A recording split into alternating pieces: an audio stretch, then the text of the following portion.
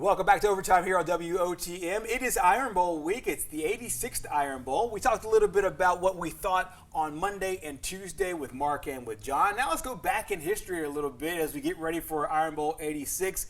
Nick Saban going into yet another Iron Bowl over a decade and a half into this thing, but he missed last year's game, of course, because of the coronavirus, and then Brian Harsin back playing in his first game this year. But we want to go back, and obviously for Alabama and Auburn fans who've been around for a while and noticed this rivalry, kind of the way it's matured over time, obviously they'll know some of these games by their nicknames and some of the things that stick out here. Let's take a look at the Iron Bowl top 10. We'll start with the 5 overall. These aren't in any kind of order. Yep. We'll say that on the front end. Not in any order, but just the memorable games that have stuck out here in this rivalry. Well, the kick was Van Tiffen hitting a 52-yarder to win that game after he had missed one earlier in the game. The comeback, obviously, 24-0. Mark Ingram's fumble kind of turned that whole thing around.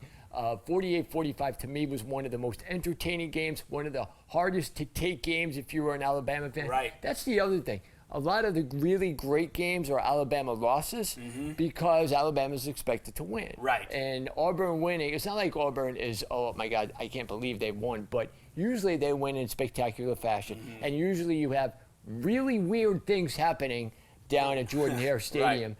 There was an extra second on that clock at the end of the first half.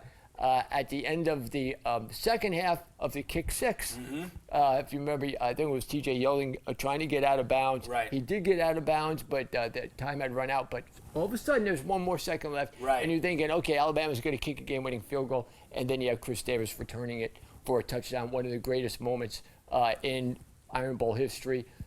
Bama punt was way back in the 70s when an Auburn team that wasn't really that good, even though at ninth in the nation, couldn't really score. They blocked 2 punts, wound up winning that game, returned both for touchdowns.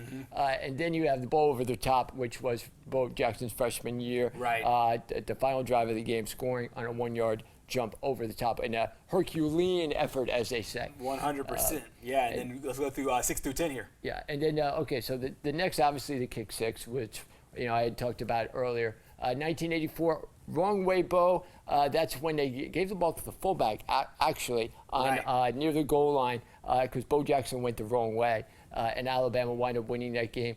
The drive in 2009, Alabama's first national championship under Saban. The revenge game, one of the highest scoring games in Iron Bowl history in 2014 after the kick six game. And then the first Iron Bowl in 1964 that was given that nickname way back then.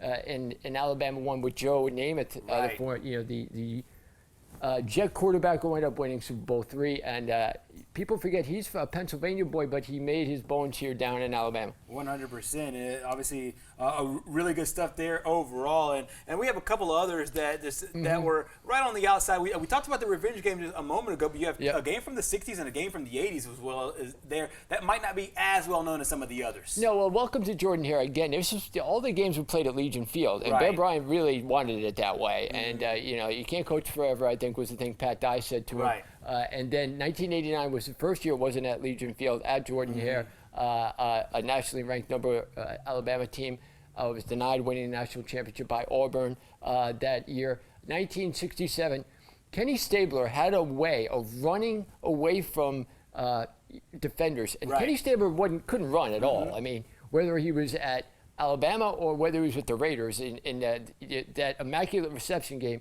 he ran for a 40-yard touchdown in that game, like on one leg, to put Oakland ahead, and then they had that great reception to win the game for the Steelers. But very much the same thing in the run in the mud, which was just a quagmire of a field in 1967. Stabler's run helped Alabama beat Auburn 7-3, and the only touchdown of that game. Exactly. As you digest a lot of not just the Iron Bowls, but as you take a look at, just as we look at Rivalry Week overall, we'll make our picks in our next segment, but as you take a look at Rivalry Week, just in general, where do you put the Iron Bowl, not counting other sports, but just in the world of college football, where do you put the Iron Bowl overall, not only in its importance within the series and the rivalry, but its importance in the nation? Well, I mean, you have this game, which to me in the South was the game, because Alabama is a national program, and, Bear Bryant, there's so much history to go with Alabama. And then you have Auburn, which is kind of always the underdog, and can they beat Alabama? Can they have a season that they sneak up and win the spotlight from Alabama and right. not just beat them, but maybe even play for a national championship like they did, about a couple years ago. So I think that's the thing that really sparks this rivalry. Plus, you have in-state rivals, you have family against family, and even up north, okay, being from Long Island, where college football isn't really that big, certainly not like it is down here. Right. This is a big game. So I think this really is the granddaddy of them all. I mean, obviously Ohio State, Michigan, but that's lost a lot of its luster. Right. With the way Ohio State has just dominated, winning 8 straight and like blowing them out just about every game. So I think everybody knows that this weekend, Thanksgiving weekend, that Saturday, is going to be Alabama, Auburn time, and it's usually one of the two teams is playing in the national championship race. So it's just one of the great games in college football, and something that even before I became an Alabama fan, I really enjoyed. Exactly. Final thing on this topic before we get to our picks. I'm thinking, I don't want to project here, but I'm thinking that you don't think this year's game will make this list next year as maybe one of the top games? Or do you think that there's a possible chance here that Auburn can make this interesting with the number 3 team in the country? Look, I mean, there has been some weird things happen down there, okay?